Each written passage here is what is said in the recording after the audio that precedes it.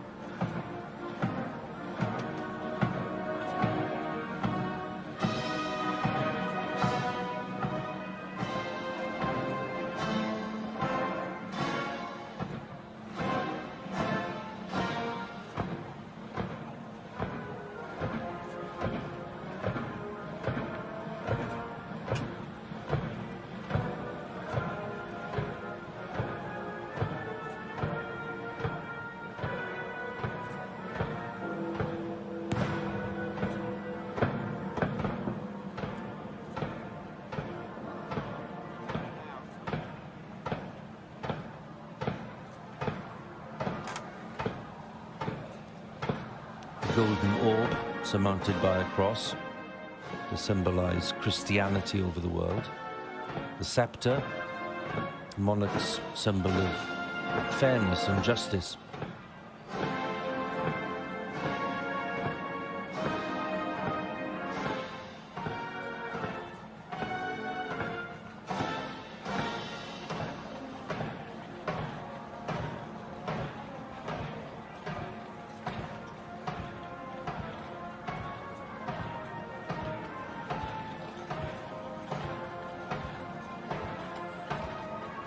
Heading towards the Guards Memorial and then gently turning to the right to head for the Mall and that final approach to Buckingham Palace.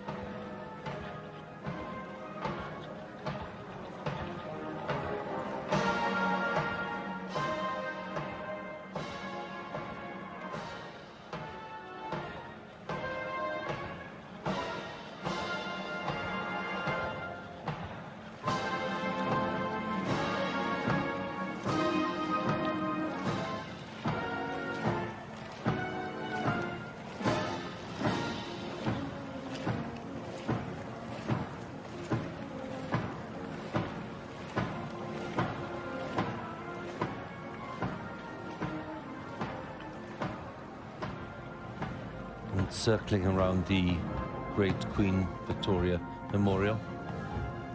The Royal Air Force there played such an important part, of course, in the events of the 8th of September and later, bringing the Queen back to London from Scotland. The Queen's body was accompanied by the Princess Royal. The Royal Air Force flew Her Majesty back to RAF Northolt.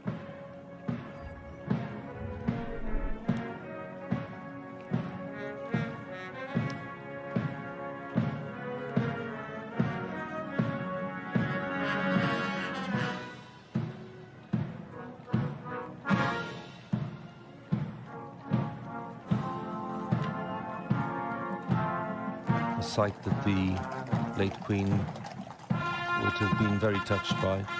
That is one of the drum horses. Drums draped in black. This one is called Apollo, one of the latest additions to the Royal Mews, and the state trumpeter.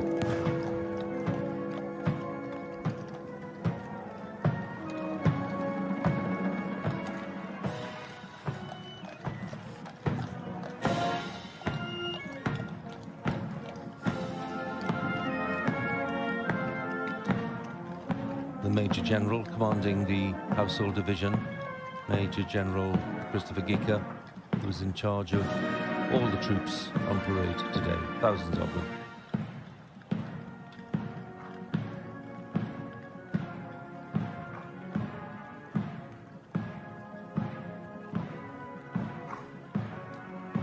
colourful uniforms of those in the procession behind the Major General.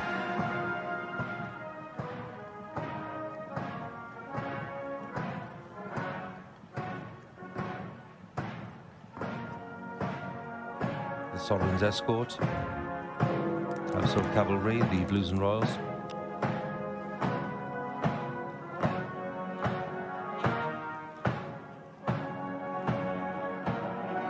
Talked about the colourful uniforms. They are the pursuivants and the heralds and the kings of arms. They're in authority when it comes to heraldic matters. Saw them present at the Accession Council and at the State Opening of Parliament and other important events to do with the state and the Crown.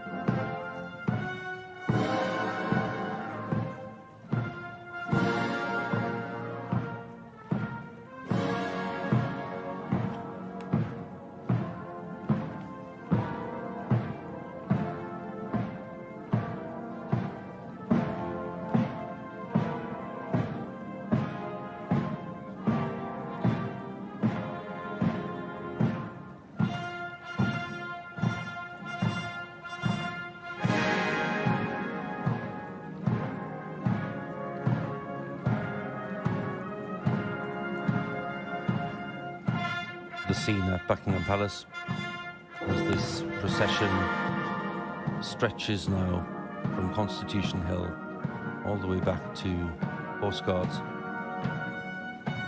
The representatives of the Army and the Royal Air Force and the Navy, the band of the Irish Guards and the Welsh Guards at this section of the parade.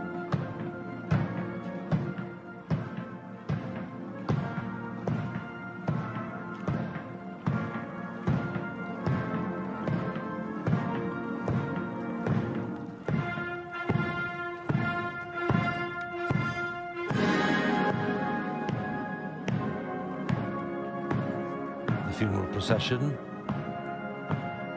makes its way onto the Mall.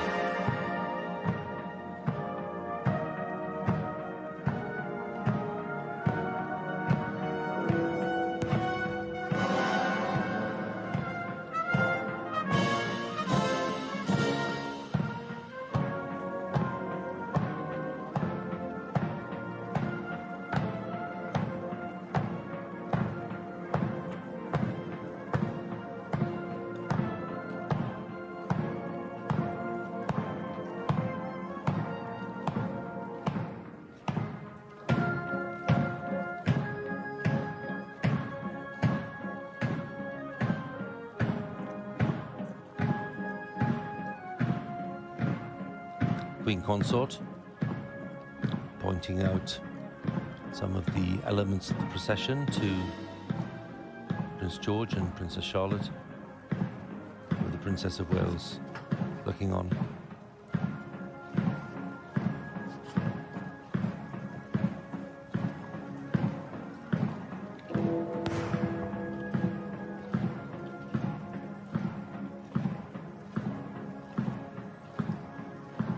There we have the Duchess of Sussex and the Countess of Wessex.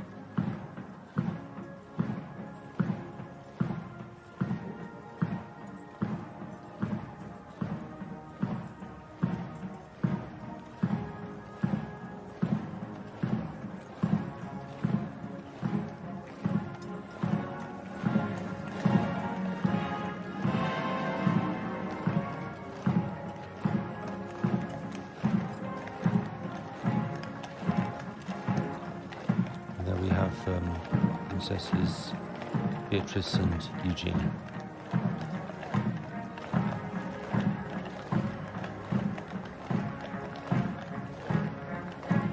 Just at the back of this section, behind the king, we caught a glimpse there we are, of Duke of Sussex, the Princess Royal, and her husband, Vice Admiral Timothy Lawrence, Duke of York, Duke of Gloucester, Peter Phillips.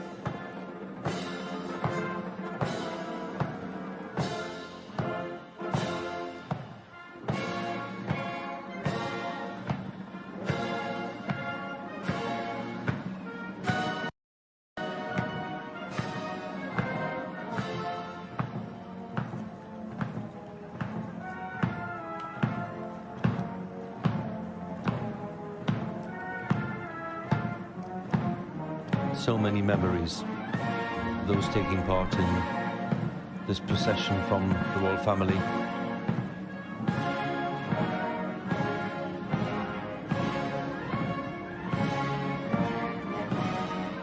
And there we are,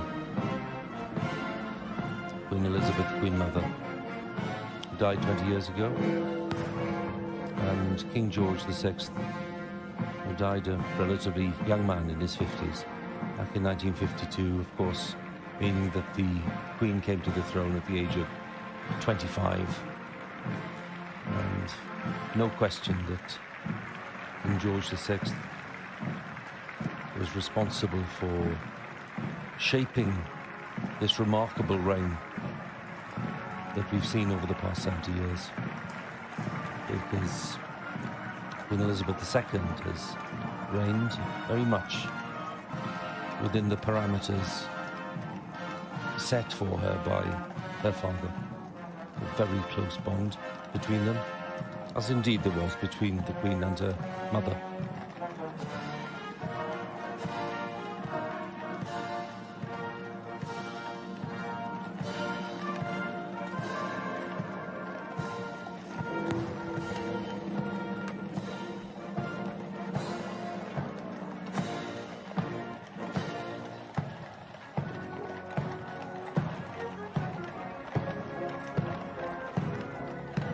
Great, rich mix of military heritage before our eyes. The Royal Marines, armed forces from the Commonwealth countries, the Household Cavalry,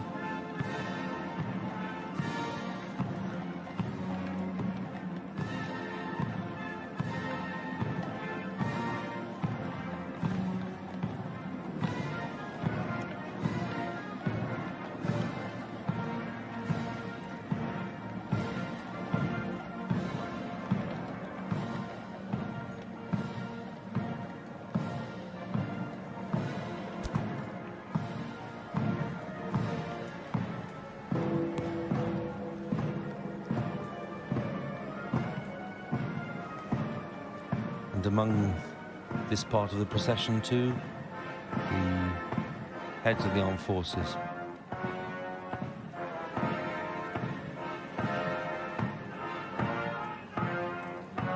We spoke this morning to Admiral Tony Radakin, who's head of all the armed forces, and his hope that this procession would be impeccable and a fitting tribute to Her late Majesty, and I don't think anyone would question that.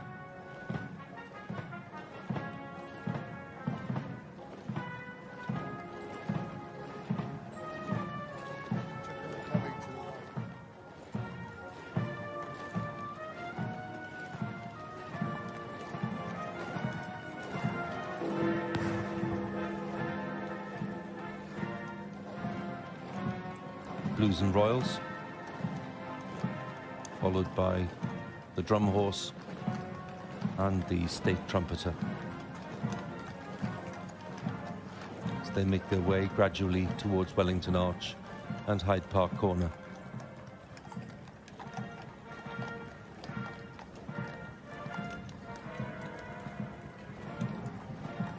And there we have the Commonwealth Memorial Gates with the flames, as we see the procession making its way towards this part of central London, which is near the gardens of Buckingham Palace and what is normally a very busy section of Hyde Park Corner. Today it's solemn and silent for this funeral procession for the late Queen.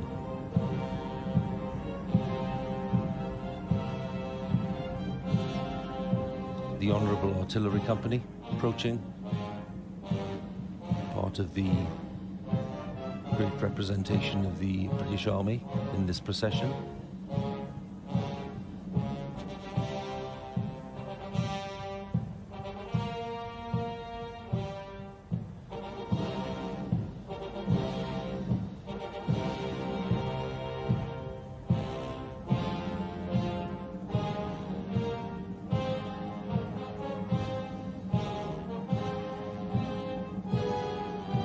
Flanking the Queen's coffin, on either side we have the bearer party from the Queen's Company, 1st Battalion Grenadier Guards, and with the distinctive white plumes, the gentlemen-at-arms behind them, equally distinctive in their Tudor uniform, the Yeomen of the Guard.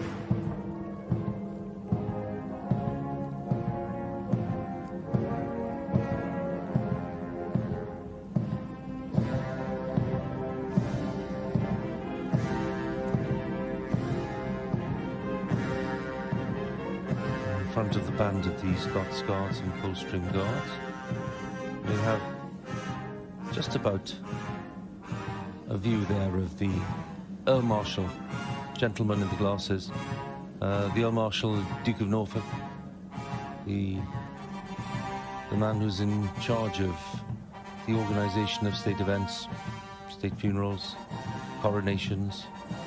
It's a hereditary role. It's the 18th Duke of Norfolk.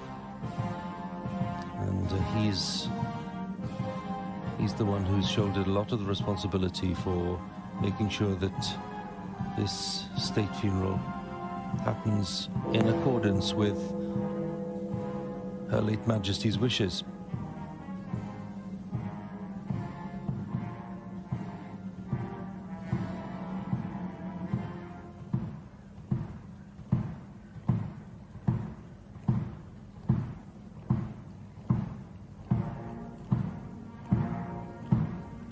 The centre with the white plumes, we have the Major General commanding the Household Division, troops of the London District, Major General Christopher Geeker,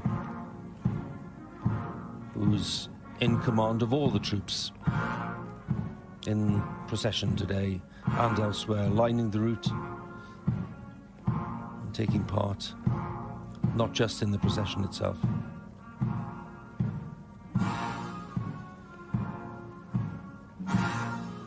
The great funeral marches, so familiar, of course, by Mendelssohn and Beethoven and Chopin.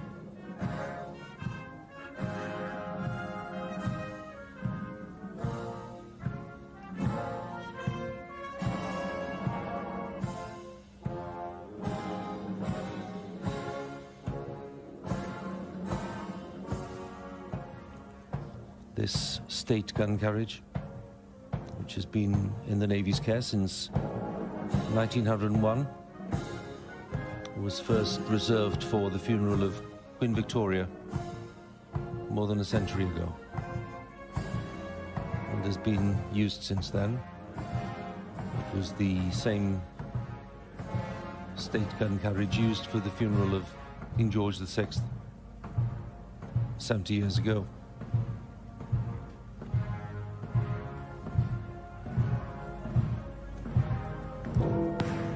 Regiments of foot guards, their distinctive tunics, Welsh, Irish, Scots and Grenadiers, and the Coastring Guards.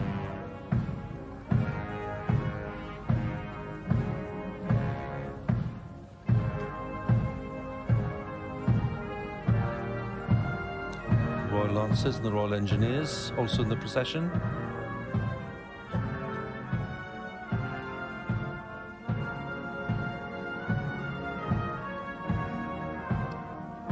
This is the scene at Wellington Arch, which stands right in the middle of Hyde Park Corner. The ancient home of the Duke of Wellington nearby, and Wellington Arch named because of that connection. At one stage, the arch was planned as the main entrance to Buckingham Palace, but as with Marble Arch, things were changed at a later date. And this is where we will have a gathering of thousands of members of the armed forces for this final part of the ceremony in London, where the Queen's coffin will be transferred from that gun carriage to the state hearse, which will be waiting to take the Queen home to Windsor.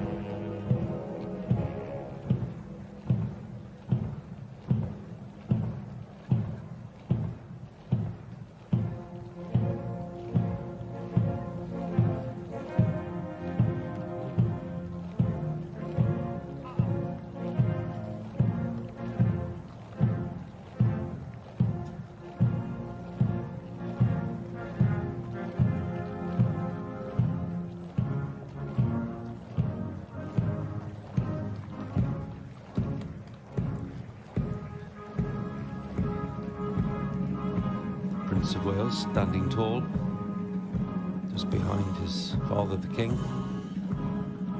and a section of these young naval ratings. The Yeomen of the Guard, an important part of this procession for reasons of tradition, and then the Royal Company of Archers with their magnificent eagle feathers, the King's bodyguard in Scotland.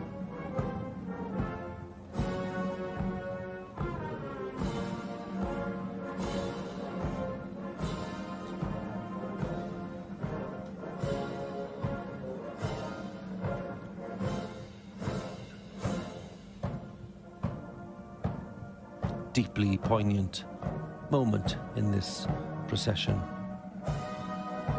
as Her Majesty Queen Elizabeth II approaches Buckingham Palace for the last time.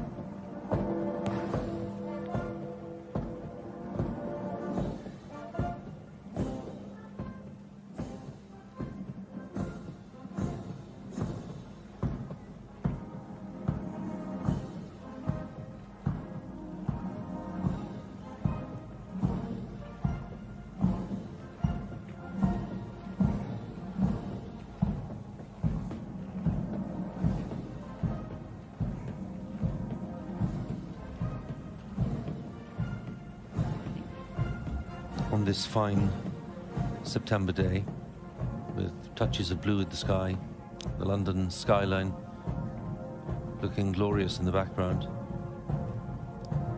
And here we have what is, for the late Queen, a last glimpse of that famous balcony where she appeared on so many occasions, where she stood with her father and mother, the King and Queen, at the end of the Second World War, cheered on by the vast crowds who were in the area we can see today.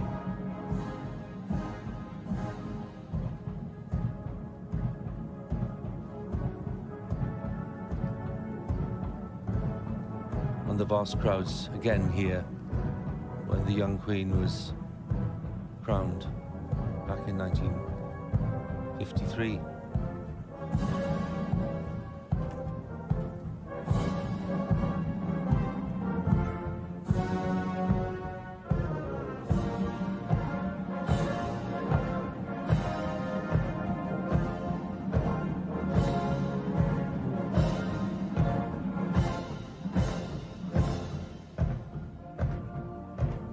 Just ahead of the naval ratings were drawing the carriage. Very poignant moment for them, because members of the Queen's household, including her private secretary, part of this procession, now passing Buckingham Palace, their place of work, of course, along with Windsor and other royal residences, but Buckingham Palace was always the office. And here we have the staff of the palace.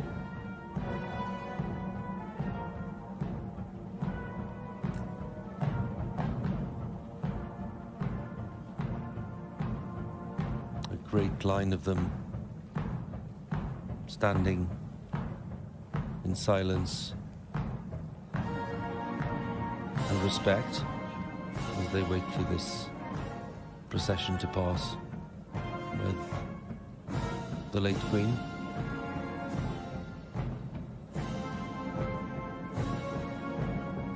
And we think here of the four memorable jubilees during the reign.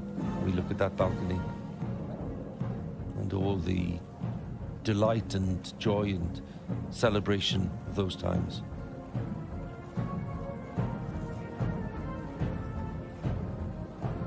Memories, of course, shared by the royal family and all of the royal household in today's procession, and millions watching wherever they're watching around the world will remember those occasions with equal joy.